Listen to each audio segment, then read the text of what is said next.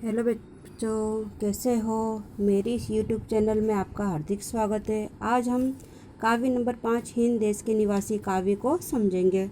बच्चों, मेरी ये वीडियो आपको अगर पसंद आए तो इसे लाइक, शेयर और सब्सक्राइब करिएगा। काव्य नंबर 5 हिंद देश के निवासी। हिंद देश के निवासी सभी जन एक है, रंग रूप भेष भाषा चाहे अनेक है। बेला गुलाब जूही चंपा चमेली, प्यारे प्यारे फूल गूंथे माला में एक है।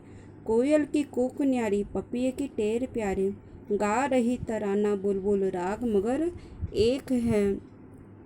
गंगा यमुना ब्रह्मपुत्र कृष्णा कावेरी, जाके मिल गई सागर में हुई सब एक है। धर्म है अनेक जिनका सार वही है, पंथ है निराले सबकी मंजिल तो एक है। बच्चों, ये काव्य है, इसका भावार्थ समझेंगे। उससे पहले इसके प्रस्तावना देखते हैं। प्रस्तुत काव्य में कवि देश की एकता, अखंडता और विविधता की विशेषता बताते हुए कहते हैं कि हमारा भारत देश बिन सांप्रदायिक देश है। यहाँ पर अनेक धर्म के लोग रहते हैं। सभी की बोली, भाषा, रंग, रूप, भेष अलग अलग होने पर भी सब लोग एकता के एक सूत्र में बंध कर रहते हैं। साथ ही विकास और शक्ति की परिचायक भी है। मानवीय एवं प्राकृतिक विविधताएं होने पर भी उसमें अभिन्न एक सूत्रता है। विभिन्न दृष्टांतों द्वारा इस काव्य में भारत की भव्यता और दिव्यता का गान किया गया है। इसका भावार्थ देखेंगे। हिंद देश के निवासी सभी जन एक, रंग रूप भेष भाषा चाहे अनेक है। प्रस्तुत काव्य पंक्ति द्वारा कवि कहते हैं कि भारत देश के रहने वाले सभी लोग एक हैं, चाहे भले ही रंग रूप भेष पहनावा अलग अलग होने पर भी सब एक हैं। बेला गुलाब जूही चंपा चमेली, प्यारे प्यारे फूल गूंथे माला में एक है। जिस तरह बेला गुलाब जूही चंपा चमेली प्यारे फूल डोरी में बंधकर अर्थात धागे में बंधकर एक माला बनती है, उसी तरह विभिन्न संप्रदाय के लोग अलग अलग होने पर भी सब एक सूत्रता में बंधकर रहते हैं। कोयल की कूक प्यारी, पपिये की टेर प्यारी, गा रही तराना बुलबुल राग मगर एक है। जिस तरह कोयल की बोली बुलबुल का जिस तरह कोयल की बोली, पपिये की पुकार अर्थात आवाज़, बुलबुल का गीत अलग अलग होने पर भी सभी पक्षियों का राग एक है, इसी तरह हम सब की बोली, भाषा अलग अलग होने पर भी हम सब की बोली का अर्थ एक ही अर्थात हम सब एकता के एक सूत्र में बंधे हुए हैं। गंगा यमुना ब्रह्मपुत्र कृष्णा कावेरी, जाके मिल गई सागर में हुई सब एक है। प्रस्तुत काव्य पंक्ति द्वारा कवि समझाते हुए कहते हैं कि जिस तरह गंगा यमुना ब्रह्मपुत्र कृष्णा कावेरी सभी नदियों का उद्गम स्थान अलग अलग होने पर भी सब सागर में जाकर एक हो जाती है, उसी प्रकार विभिन्न धर्म के लोग अलग अलग होने पर भी हम सब भारतीय हैं। धर्म है अनेक जिनका सार वही है, पंथ है निराले सबकी मंजिल तो एक है। हम सबका धर्म अलग अलग है, रास्ते विभिन्न हैं, लेकिन सबकी मंजिल तो एक है। सभी धर्मों का सार तो एक ही है। जिस तरह अलग अलग धर्मों के रास्ते अलग अलग हो, निराले होने के बावजूद भी सभी धर्मों का सार तो एक है। जिस तरह अनोखे रास्ते अलग अलग होने पर भी सबकी मंजिल तो एक ही है। बच्चों, अब काव्य सार देखेंगे। प्रस्तुत काव्य द्वारा कवि भारत की विविधता के दर्शन कराते हुए कहते हैं, भारत देश के निवासी की बोली, भाषा, रंग रूप भले ही अलग अलग हो पर वे सभी एकता के एक सूत्र में बंध कर रहते हैं। वे भले ही अलग अलग दिखाई देते हैं पर भारत देश पर या किसी भी भारतवासी पर मुसीबत आने पर सब एक साथ होकर मुसीबत का डट के सामना करते हैं, अर्थात हम सबका ध्येय तो एक है। बच्चों, हमें सभी धर्मों का मान सम्मान करना चाहिए। धर्म जाति के नाम पर लड़ाई झगड़ा नहीं करना चाहिए, सबको मिलजुल कर रहना चाहिए। इसके शब्दों के अर्थ देखेंगे।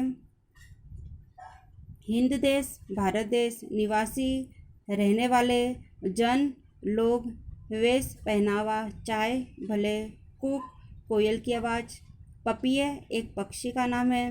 टेर पुकार, तराना गीत, राग तर्ज स्वर, अनेक एक से अधिक, मंजिल ध्येय लक्ष्य हेतु, निराला अनूठा अनोखा, पंथ रास्ते। बच्चों अब इसके प्रश्नों के उत्तर देखेंगे। अभ्यास देखेंगे। प्रश्न नंबर 1, हमारे देश की क्या विशेषता है? तो उसका उत्तर है विविधता में एकता हमारे देश की विशेषता है। हमारा रहन सहन, पहनावा, भाषा और धर्म विभिन्न होने पर भी हम सब एकता के एक सूत्र में बंधकर रहते हैं। यही हमारे देश की विशेषता है। सभी नदियाँ कब एक होती हैं? सभी नदियाँ जब सागर में मिलती है तब जाकर सब एक हो जाती हैं। बच्चों सभी धर्मों का सार क्या है? सभी धर्मों का सार ईश्वर एक ही है और उसके नाम अलग अलग है। प्रश्न नंबर 2 का शब्द पंखुड़ी को उचित क्रम में रखकर वाक्य बनाइए। बच्चों यहाँ पे जो पंखुड़ी दी है वो ऊंधी सीधी दी है, उसको अर्थपूर्ण वाक्य बनाना है। जैसे निवासी देश हम के भारत है, इसका अर्थपूर्ण वाक्य बनाएंगे। उसका अर्थपूर्ण वाक्य है हम भारत देश के निवासी है। दूसरी पंक्ति में है कोयल आवाज़ होती की मधुर, तो उसका अर्थपूर्ण वाक्य है कोयल की आवाज़ मधुर होती है। इसी तरह तीसरी पंखुड़ी में भी दिया है फूलों हंसते की चाहिए तरह रहना, फूलों की तरह हंसते रहना चाहिए। बच्चों प्रश्न नंबर 2 का गोले में से शब्द चुनकर अर्थपूर्ण वाक्य बनाइए। यहाँ पर रिनल पढ़, सोहन रही है, मेगा खेल रहा, हरेश दिया हुआ है। इसका अर्थपूर्ण वाक्य बनाना है। यहाँ पर उदाहरण दे के रखा है, सोहन पढ़ रहा है, तो उसका और भी वाक्य बनाएंगे अपने इसी तरह के। हरेश पढ़ रहा है, मेगा पढ़ रही है, सोहन खेल रहा है, रीनल खेल रही है, हरेश खेल रहा है, मेगा खेल रही है। इसी तरह और भी वाक्य अगर आपको बनाना है तो आप बना लेना।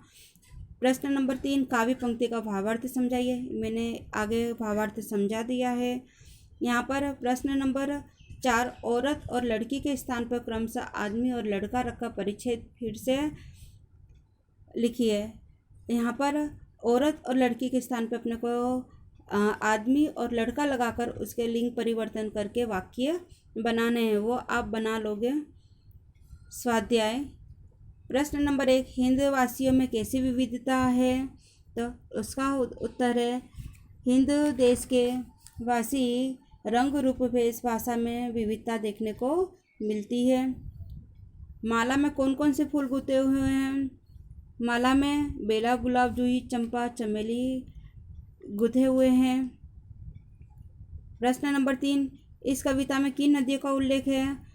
तो इस कविता में गंगा, यमुना, ब्रह्मपुत्र, कृष्णा, कावेरी नदियों का उल्लेख है। बच्चों प्रश्न नंबर 2, कोष्टक में जो समानार्थी शब्द नहीं है उस पर घेरा कीजिए और समानार्थी शब्दों का वाक्य में प्रयोग कीजिए। यहाँ पर जो शब्द समानार्थी नहीं है उस पर गोल सर्कल करना है, राउंड करना है, गोला करना है, और जो शब्द हैं दिए हुए 3 वो समानार्थी हैं, उनका अपने को वाक्य में प्रयोग करना। इस तरह पंथ का राह और रास्ता समानार्थी शब्द है। अब उसका वाक्य प्रयोग देखते हैं। पथिक पंथ काटता चला जा रहा था, राह सबकी राह एक है, रास्ता हमें सावधानी से रास्ता पार करना चाहिए। दूसरा है कुसुम, कुसुम का समानार्थी शब्द पुष्प फूल होता है, कांटा उसका विरुद्धार्थी शब्द है, वो समानार्थी शब्द नहीं है। अब इसका वाक्य प्रयोग करेंगे। गुलाब का समानार्थी शब्द कुसुम है, पुष्प हमें बगीचे में पुष्प नहीं तोड़ने चाहिए, फूल बगीचे में फूल है। तीसरा नंबर देखेंगे, आम एक फल का नाम है, अनूठा का समानार्थी अनोखा, निराला। इसका वाक्य प्रयोग देखेंगे। अनूठा वह कोई अनूठा लड़का है, निराला हमारा देश निराला है, अनोखा यह अनोखा शहर है।